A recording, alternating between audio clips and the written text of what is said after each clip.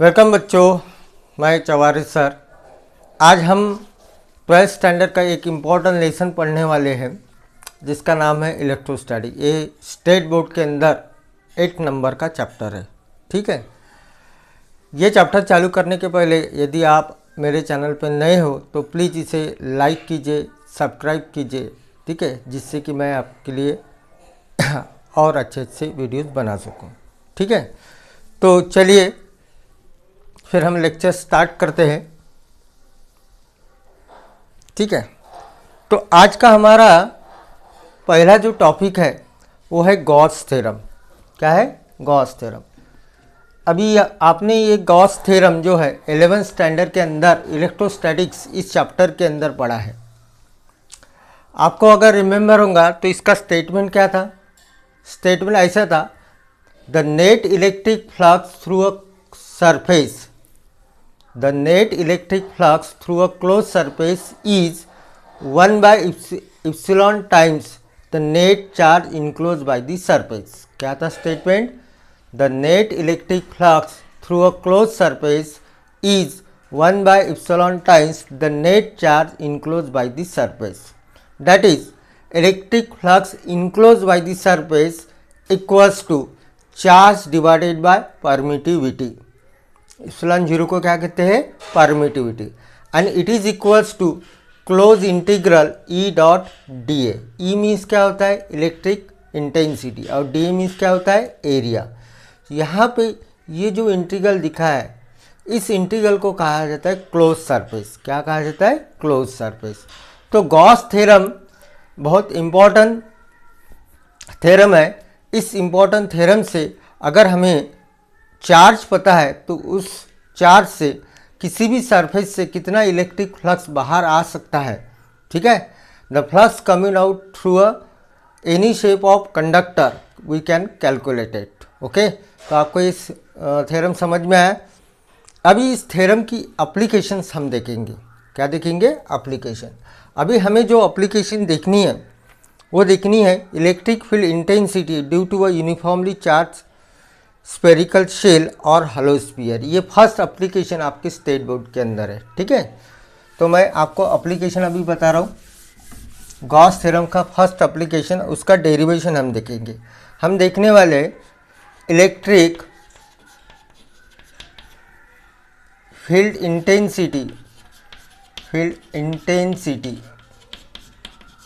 Electric field intensity due to uniformly charged spherical shell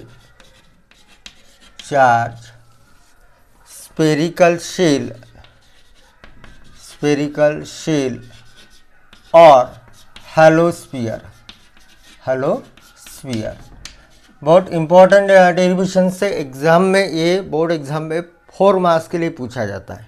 ठीक है, तो चलते हैं कि electric field intensity due to a uniform charge spherical shell और हलो स्फीयर कैसे निकालते हैं। तो उसके लिए आपको क्या कंसीडर करना पड़ेगा? एक चार्ज लेना पड़ेगा। क्या लेना पड़ेगा? चार्ज। मान लो कि एक मेरे पास क्या है? चार्ज है। कौन सा चार्ज है? Plus Q. और इसे मैंने स्फीयर के एक सेंटर पर रखा है। देखो बच्चों, ये मेरे पास एक स्फीयर है। ठीक है, इसके सेंटर में मैं क्या रख रहा हूँ? चार्ज क्यू रख रहा हूँ। मान लो कि इस स्फीयर की रेडियस कितनी है? आर है। R is the radius of the sphere.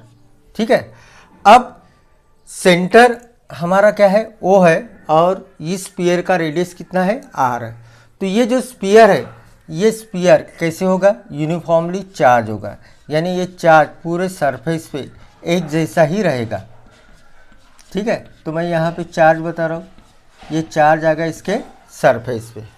ठीक है, अब आपको करना क्या है? इसके अराउंड एक इमेजिनरी सरफेस निकालना है जो कि इससे मिलता जुलता हो। उसको कहा जाता है कॉन्सेंट्रिक स्फीयर। ठीक है, तो मैं एक कॉन्सेंट्रिक स्फीयर निकाल रहा हूँ। क्या निकाल रहा हूँ? एक कॉन्सेंट्रिक स्फीयर। ठीक है, ये निकाला मैंने एक कॉन्सेंट्रिक स्फीयर। ठीक है, मान लो कि इस कॉन्सेंट्रिक स्फीयर की रेडियस कितनी है? आर है। कितनी है? आर। इस कॉन्सेंट्रिक स्फीयर को कहा जाता है गॉसियन सरफेस। क्या कहा जाता है? Gaussian surface. अभी हमें इस गॉसियन सरफेस पे कोई एक पोजीशन लेना है और उस पोजीशन पे इलेक्ट्रिक फील्ड इंटेंसिटी फाइंड करना है। ठीक है, समझ में आया? ये गॉसियन सरफेस की रेडियस कितनी है? r है, और जो हमारा पास मेन स्फीयर था उसकी रेडियस कितनी है? कैपिटल R है। Okay, now suppose that we take a small portion of this sphere. इस स्फीयर का हम एक छोटा भाग ले रहे या छोटा एरिया ले रहे। इस एरिया को मैं ds इतना एरिया कंसीडर कर रहा हूँ। क्या कर रहा हूँ? ds इतना एरिया कंसीडर कर रहा हूँ। अब आपको पता है कि चार्ज कहाँ पे है? मेरा सेंटर पे है। ठीक है, तो इस चार्ज की वजह से, ठीक है, इतने एरिया, इतने डिस्टेंस तक इलेक्ट्रिक इंटेंसिटी कितनी रहेगी और उसका डायरेक्शन कैसे रहेगा, ये हमें देखना है। ठीक है, तो उसके लिए आपको बताए कि पॉजिटिव चार्ज से इलेक्ट्रिक इंटेंसिटी आउटवर्ड जाती है और निगेटिव चार्ज की वजह से इलेक्ट्रिक इंटेंसिटी इनवर्ड आती है।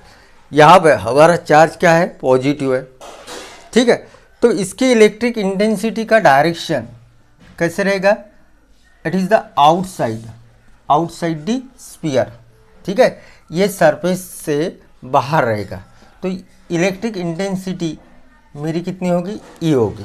ठीक है, अब जो ये इलेक्ट्रिक इंटेंसिटी है इस एरिया को कैसी है? परपेंडिकुलर है।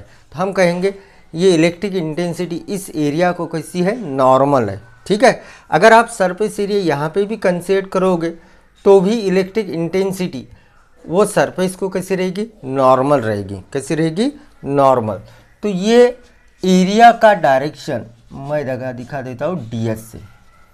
अभी आपको पता है कि एरिया और E इन दोनों का डायरेक्शन कैसी है? सेम है। तो इसका मतलब क्या हो गया?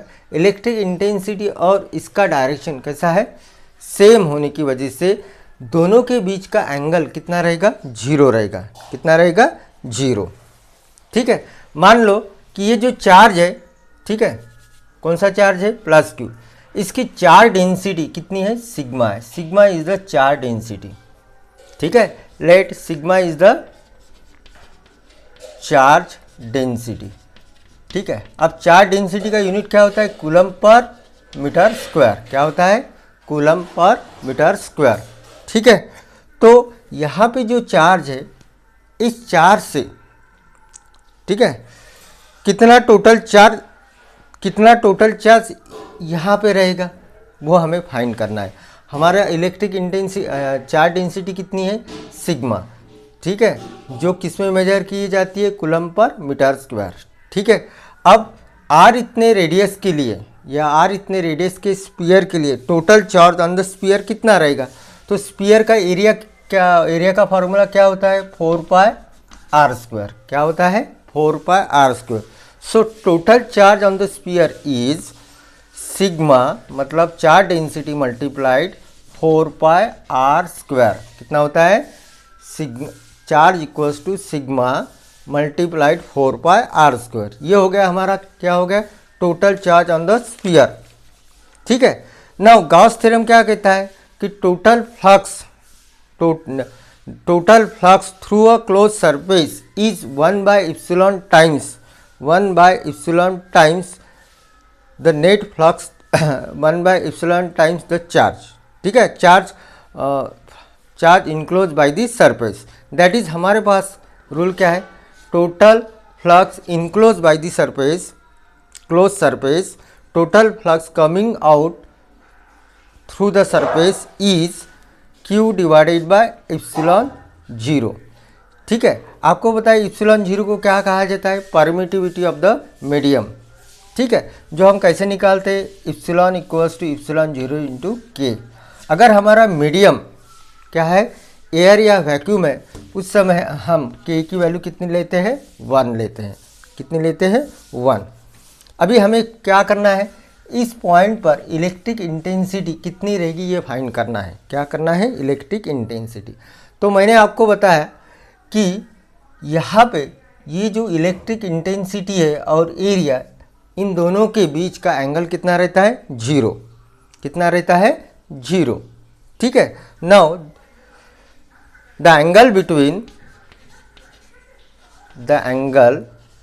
Between area ds and electric intensity is कितना रहता है, थीटा इक्वल्स टू 0। अगर थीटा अगर 0 है तो कॉस थीटा की वैल्यू क्या होगी, कॉस 0 इक्वल्स टू 1 होता है। ठीक है। अब ये दोनों वेक्टर कैसे सेम डायरेक्शन में, तो हमारे पास डॉट प्रोडक्ट का डेफिनेशन क्या है, by dot product vector E dot D S क्या होता है, E into D S into cos theta. क्या होता है, E into D S into cos theta. अब ये कॉस थीटा की वैल्यू क्या है, 1 है। तो इलेक्ट्रिक इंटेंसिटी मल्टीप्लाइड एरिया, इसका वैल्यू क्या होगा, ई इंटू डी एस। क्या होगा, ई इंटू डी एस। ठीक है। अभी हमें निकालना है flux to the area D S. Area D S में कितना फ्लक्स जा रहा है। ठीक है। ये जो एरिया डी एस है, इस डी एस से कितना फ्लक्स जा रहा है, तो कैसे निकालेंगे, ई मल्टीप्लाइड डी एस। ठीक है। क्योंकि यहाँ पे ये जो वैल्यू देती है, ये वैल्यू क्या देती है, फ्लक्स का वैल्यू देती है। किसका वैल्यू देती है, फ्लक्स का वैल्यू। तो एरिया डी एस से जो फ्लक्स बाहर आ रहा है, इलेक्ट्रिक फ्लक्स जो बाहर आ रहा है वो कितना है, ई इंटू डी एस। तो पूरे एरिया से कितना इलेक्ट्रिक फ्लक्स बाहर आएगा, that is total electric flux through a Gaussian surface. तो ये निकालने के लिए, ठीक है, टोटल एरिया निकालने के, टोटल इलेक्ट्रिक फ्लक्स निकालने के लिए इसको क्या करेंगे, इंटीग्रेट करेंगे। क्या करेंगे, इंटीग्रेट करेंगे। ठीक है। किसको इंटीग्रेट करें, ई और डी एस को। अभी हमारी इलेक्ट्रिक इंटेंसिटी कैसी है, यूनिफॉर्म है। कैसी है, यूनिफॉर्म। हर जगह इलेक्ट्रिक इंटेंसिटी कैसी है, सेम है। अगर सेम रहेगा तो ये इलेक्ट्रिक इंटेंसिटी का ये क्या रहेगा, कांस्टेंट रहेगा। तो इसको हम ऐसे लिख सकते हैं, क्लोज इंटीग्रल ई इंटू डी एस। ठीक है। तो ये जो ई है ये बाहर आएगा और यहाँ पे क्या आएगा, डी एस। ठीक है। अब ये जो है ये हमारा क्या है, क्लोज सरफेस है। इस क्लोज सरफेस की रेडियस कितनी है, आर है। तो इसका टोटल सरफेस एरिया कितना होगा, 4 पाई आर स्क्वायर। कितना होगा, 4 पाई आर स्क्वायर। बट ये जो वैल्यू होती है ये कितनी होती है, 4 पाई आर स्क्वायर। कितनी होती है, 4 पाई आर स्क्वायर। तो हम अब यहाँ पे वैल्यू रखेंगे, total electric flux equals to कितना होगा, E multiplied 4 pi R square. कितना होता है, E multiplied 4 pi R square. अभी हमारे पास, ठीक है, इलेक्ट्रिक फ्लक्स की वैल्यू आ गई। ठीक है। अब हमारे पास गॉस लॉ क्या है, but by Gauss law the electric flux through a close surface is Q divided by epsilon 0। ये हमारा डेफिनेशन था, electric flux equals to Q divided by epsilon 0। तो यहाँ पे ये वैल्यू रखेंगे तो ये क्या होगा, Q divided by epsilon 0 equals to E multiplied 4 pi R square. क्या होता है, E multiplied 4 pi R square. अभी हमें क्या निकालना है, इलेक्ट्रिक इंटेंसिटी। ठीक है। तो इसको मैं मिटा देता हूँ। ठीक है। तो electric intensity at a distance R कितना होगा, इसको यहाँ पे डिवाइड लाना पड़ेगा, Q divided by 4 pi R square multiplied epsilon 0। तो ये हमें किसकी वैल्यू मिली, इलेक्ट्रिक इंटेंसिटी की। ठीक है। लेकिन Q का वैल्यू था हमारे पास, बट Q क्या था, Q equals to sigma multiplied 4 pi R square. ठीक है। सिग्मा क्या होता है, चार्ज डेंसिटी। इसको यहाँ पे रखेंगे तो ये क्या आएगा, E equals to sigma multiplied 4 pi R square divided by 4 pi R square multiplied epsilon 0। तो यहाँ का 4 पाई कैंसिल होगा, तो बचेगा क्या अपने पास, बचेगा ये charge density divided by epsilon 0 multiplied R square divided by small R square. ठीक है, तो ये जो है ये देता है electric intensity outside the charge sphere, या स्मॉल आर डिस्टेंस पर हमारी इलेक्ट्रिक इंटेंसिटी का मैग्नीट्यूड कितना रहेगा उसकी वैल्यू देता है। तो कितना है, E equals to sigma upon epsilon zero multiplied capital R square upon small R square. ठीक है, अभी हम इसकी कुछ स्पेशल केसेस भी देखने वाले हैं। मान लो कि ये जो पॉइंट है या ये जो सरफेस है यहाँ पे, या आर इतने डिस्टेंस पे, कैपिटल आर इतने डिस्टेंस पे, तो फिर इलेक्ट्रिक इंटेंसिटी कितनी रहेगी।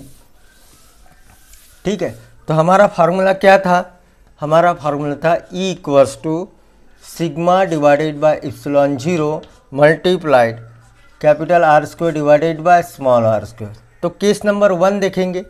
केस नंबर 1 है हमारी, इफ द सरफेस इज और the point is lies on the surface of sphere, in that case small R equals to क्या होता है, कैपिटल आर। तो इलेक्ट्रिक इंटेंसिटी का वैल्यू क्या होगा, sigma divided by epsilon zero, और यहाँ पे रखेंगे स्मॉल आर की जगह कैपिटल आर स्क्वायर, तो ये कैंसिल हो जाएगा। तो कितना वैल्यू आया, sigma divided by epsilon zero. ठीक है, अगर यही चार्ज इनसाइड द स्फीयर है तो हमें पता है कि कोई भी चार्ज इनसाइड द कंडक्टर नहीं रहता है। तो केस नंबर टू क्या है, if the charge is lies inside the sphere then electric intensity ऐसे केस में कितनी होगी, जीरो होगी, क्योंकि रेडियस कितनी बन जाएगी, जीरो।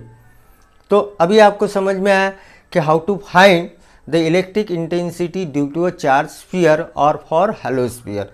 तो इस प्रकार से ये डेरिवेशंस आपको बोर्ड के एग्जाम में 4 मार्क्स के लिए पूछा जाता है। कल हम पढ़ेंगे electric intensity due to a charge cylinder. Okay, thank you.